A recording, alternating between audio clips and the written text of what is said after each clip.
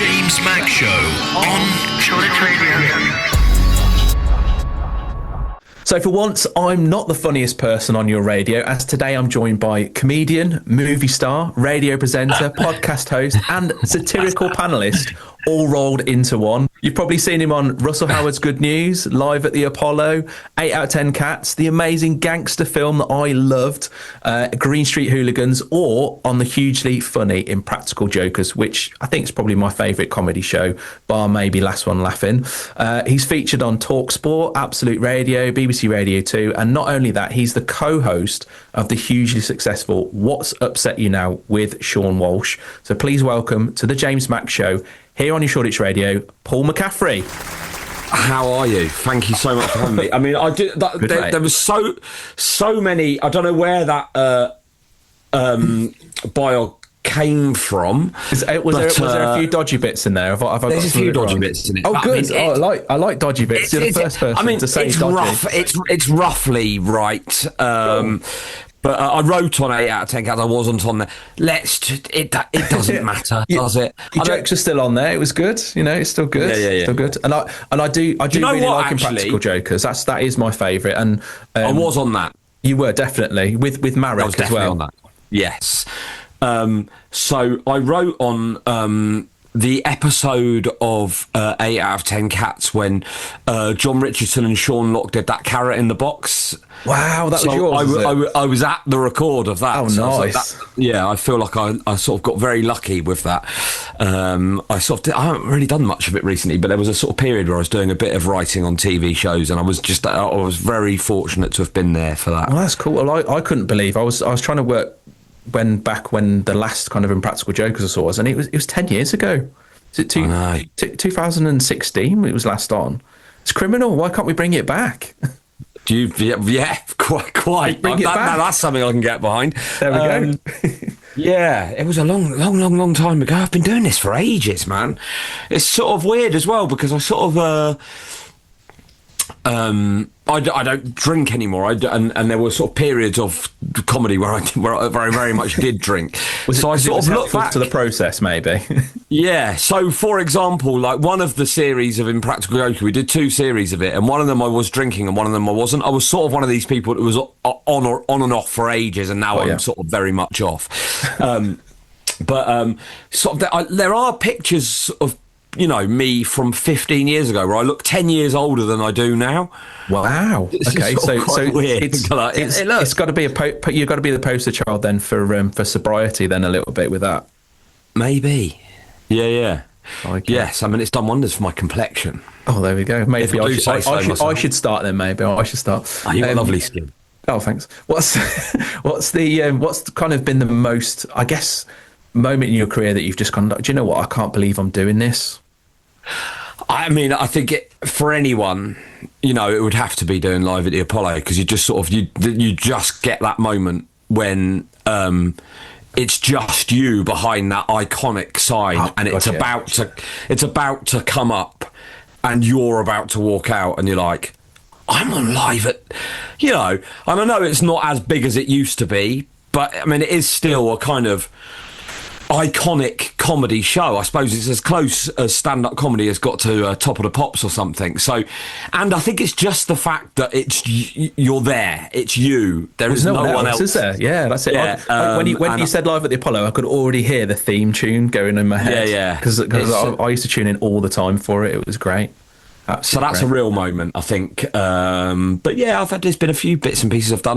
I've been very lucky. I supported Kevin Bridges on tour, so sort of walking out onto stage in an arena is always a bit like, what? The first one I did was Glasgow, the Hydro, and in there, when you kind of come in through the sort of, you know, the stage door, the stairs going up to the dressing rooms, they've got these kind of like silver bricks with the names of everyone who has ever performed there. I mean, it is cool. Just, you know, Rolling Stones, Fleetwood Mac, Jay-Z, Paul McCartney, Oasis, so that to be part of that, it must be absolutely amazing. It's still pretty cool, yeah. You're sort of, oh my god!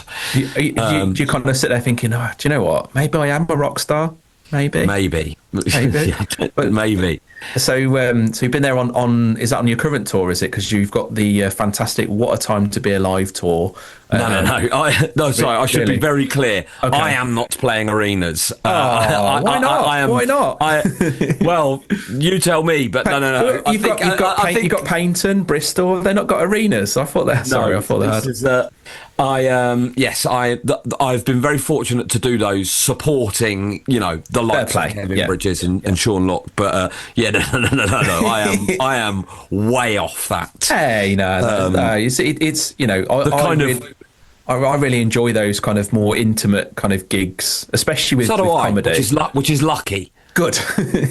Good. Yeah, I prefer the intimate gigs, mate. That's it. Yeah, I could probably do arenas, but I prefer to be able to see the whites of the eyes. Oh, I love it. But so where because this tour is really kind of you seem to be everywhere. I think you've got to there, haven't you, with a tour? But tell me about it. Where did the name come from, and what can we kind of expect from you? Is it going to be like Live at the Apollo? Or is there new stuff? What's the... It's a show, so there is a sort of slight narrative to it. There's a story that sort of that it's all sort of built around, which is very funny. But it's just kind of I'm falling apart. The world is falling apart. What a time to be alive. That's basically what it is. Brilliant. Love it. If you've seen me before, it's just kind of what I do. Really, sort of frustrations of everyday life.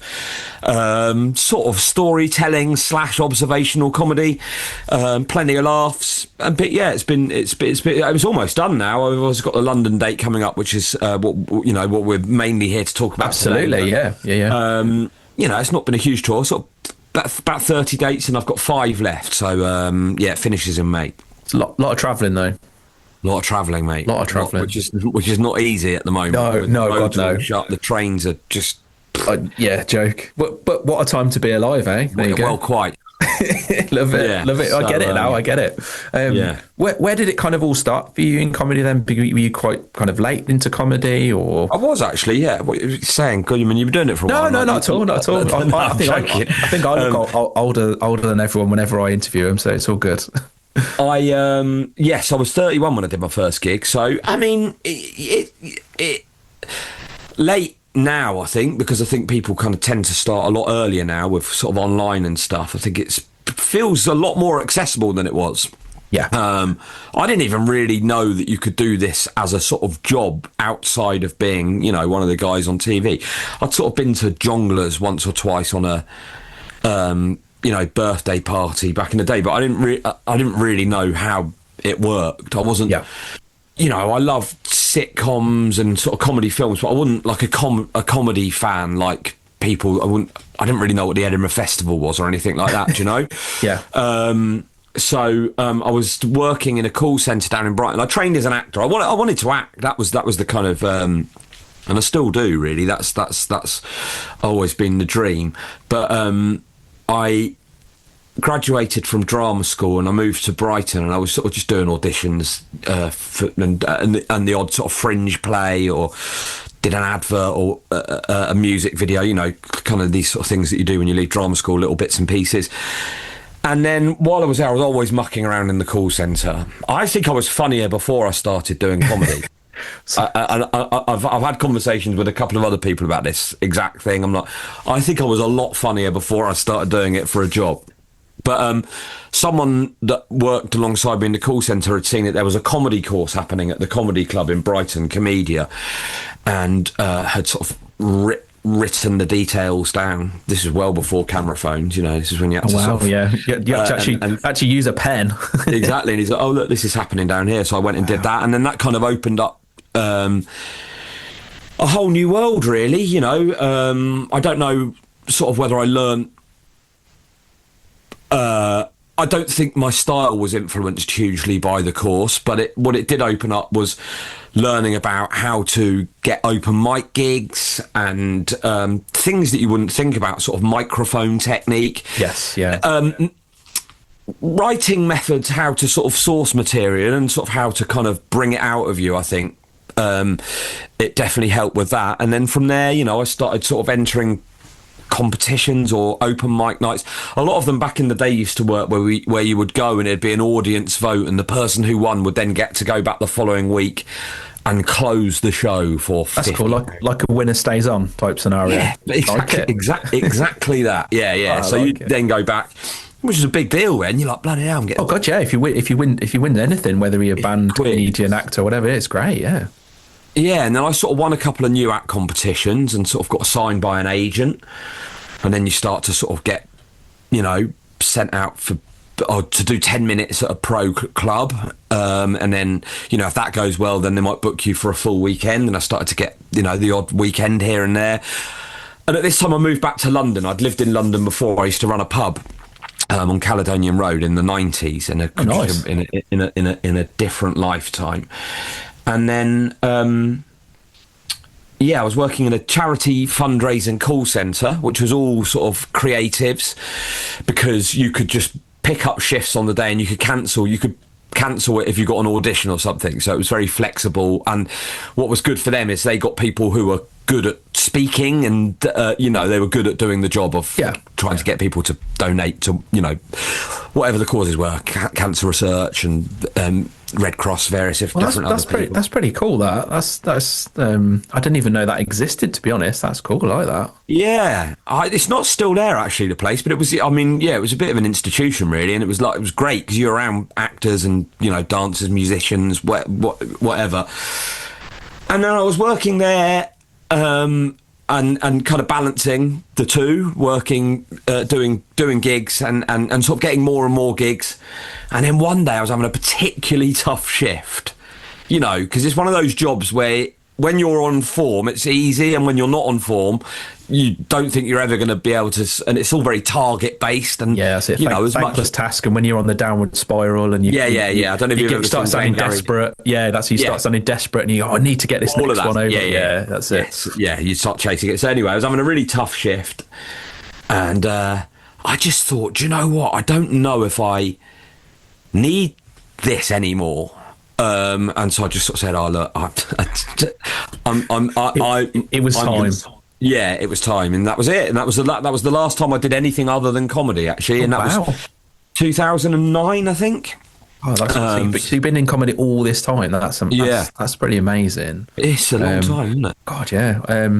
I was thinking back to some of the things that I'd done. Kind of when we were talking earlier about early 2000s bands and things, and it just seems like it was a couple of years ago, but it's not. I know. It's mad. I know.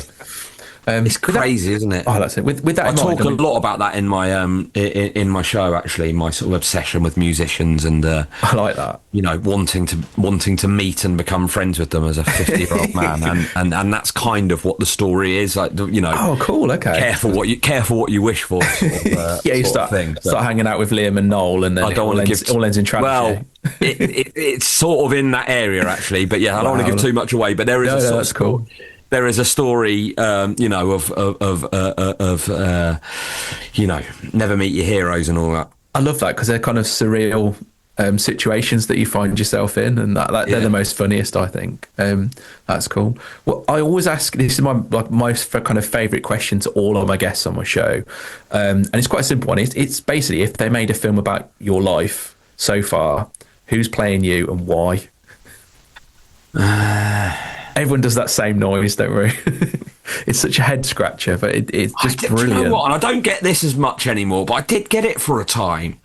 Like before I started doing comedy. So when I was working in that call centre in Brighton, and I was quite a bit heavier. But sorry, that's awful actually, because that sounds like I'm throwing shade at him. But people used to say. Peep show, like I looked like David Mitchell, which I don't know. Yeah, maybe. I mean, I was going to go with Paul Weller or something along those kind of lines, maybe. But yeah. Who would play me in the film of my life? That's a very good question.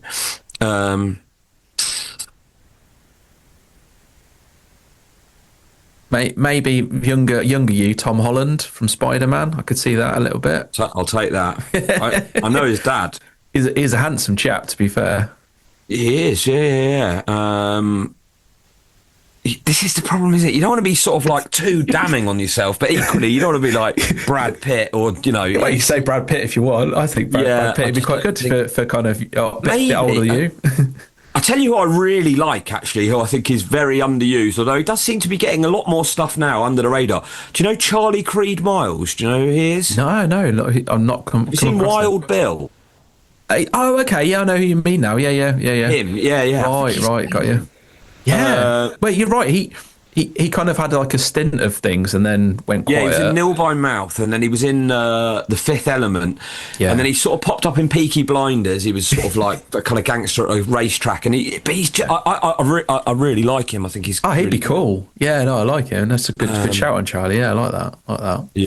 You're doing kind of lots of different areas really of media and entertainment, as we like to call it. But I mean, you've done live stand-up, TV, podcast, radio. But is there kind of one particular format where you feel most comfortable with, or is it just the chaos of everything that you like? Or I mean, on my day, I feel you know, stand-up is where I've been doing it for a long time, and I think, you know, when I'm feeling good and it's all kind of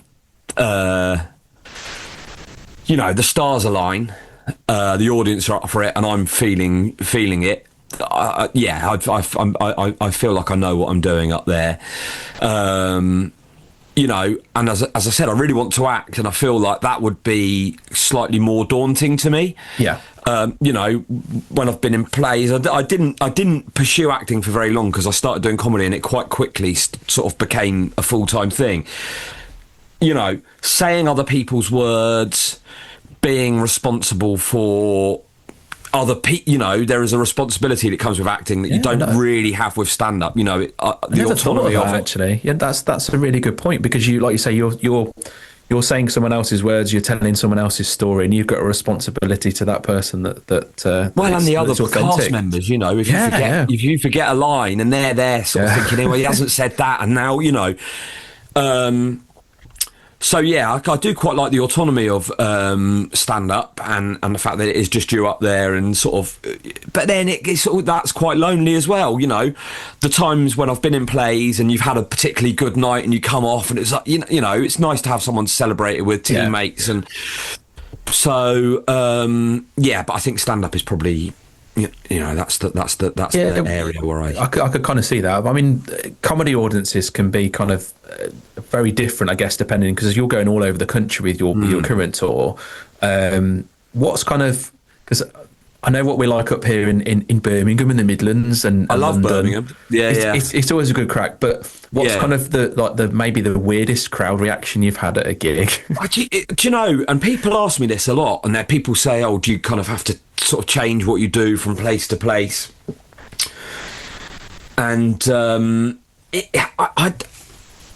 And I used to sort of think more about that, and I'd have places where I like playing less or whatever, but it's not even that.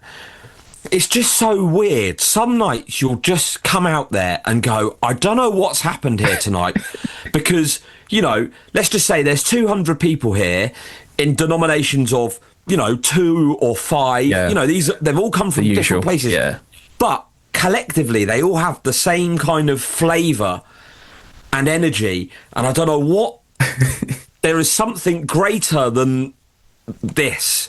Yeah, got you. It's very hard to put your finger on, where you go like, they all feel the same, but none of them know each other, and they're 70, they're 21. Do you know what I mean? I get it. Yeah. They're like they're bigger than the sum of the parts and all that. Yeah, that's strange. Cool. And then other nights, you know, the same 200 people, I believe, could be the best audience. Yeah. You know. And I don't know, and I don't think you ever solve that. There is just something, and it can be in the same room. You know, I've heard people saying they've had the best and worst gig of their career in the same weekend in the same club. Crazy. But, you know, and also there was I don't know whether I heard him say it firsthand or someone was saying they'd heard it from an act. But, you know, you talk about Edinburgh audiences, for example, and there's always this question of, is it you or is it the audience? You know, like, well, when it's tough, you go, was that me or was that them? Yeah. And he had a video at the beginning of his show, and some nights it would take the roof off, and other nights it would get nothing. And you go, well, there's no variables there, is there? No, it's the same video. That's the same video. But it's just whatever happens on the night, I guess, isn't it? And whoever turns up, and what the kind of the collective feeling is in the theatre, or that's mad. Yeah. Never thought of that. Well, it's been absolutely amazing to chat to you, Paul. I really appreciate you coming on. And no worries. If you'd like to see the amazingly talented and funny Paul McCaffrey on his excellent What a Time to Be Alive tour, then please head over to offthecurb.com for tickets, and he's probably going to be at a town near you soon. But before I let you go, Paul, is there a particular track even that you'd like to hear on the show? Howling with rain here, by the way. I don't know if is you it? can hear. I thought I could hear something. I'm in my I've got an office in my garden, and it's You're enjoying the rain. Quite atmospheric. But, talking of, I was just mentioning before when we were talking about the call centre, and you know, when you're on a down, when you're having a tough. Have you seen Glen Ross? Have you ever seen that film? Yes, yeah. Oh, Quality film. Jack Lemmon in that. It's one of my favourite performances of all time. Anyway, that just reminds me of that. There's a scene in that where it's sort of raining outside and tipping it down. Sorry, go on. What I was going to say, was there a particular track you wanted to hear before I let you go? Well, I just think this is sort of pound for pound my favourite song of all time, which is Loaded by Primal Scream, which came out in 1990, which was the sort of year I left school. Sharp intake of breath. You can't be that old, Paul. No, I know. Oh, sorry. I forget because I won't say how old I am because everyone gets hung up on that in the station. But I'm not far off where you are. Trust me. Okay. Oh, you've got a very boyish face. That stands you in good stead. So it just, it really is for me. It kind of a moment in time, but it was also it's produced basically. Primal Scream had a track called "I'm Losing More Than I'll Ever Have," which they gave to Andrew Wetherall, who is sadly no longer with us. Who I am. I'm an Andrew Wetherall obsessive. So you're in Birmingham. Yes. I was doing the Birmingham Glee some years ago, and he was on at the Hare and Hounds, DJing, and I sort of went round there afterwards on my own. I mean, I have pretty much everything he's ever had his hands on production wise. Anyway, I am a Wetherall geek. I mean, there is a portrait. Oh, that's cool, love it. Pete Fowler, I have pictures of him all over my office. I am obsessed. That's so anyway, They gave him this track, "I'm Losing More Than I'll Ever Have," and he remixed it, and that's what then became Loaded by Primal Scream. So it's just such a good tune. It's great. I love the intro. The intro bit is for me kind of the you know exactly what song it is before you've even kind of heard any music. It's just literally the first kind of couple of seconds. Yeah, it is a belter. Absolutely. Great choice. Love it. So up for you next then on your JamesMac show on Shoreditch Radio. It's Loaded by Primal Scream.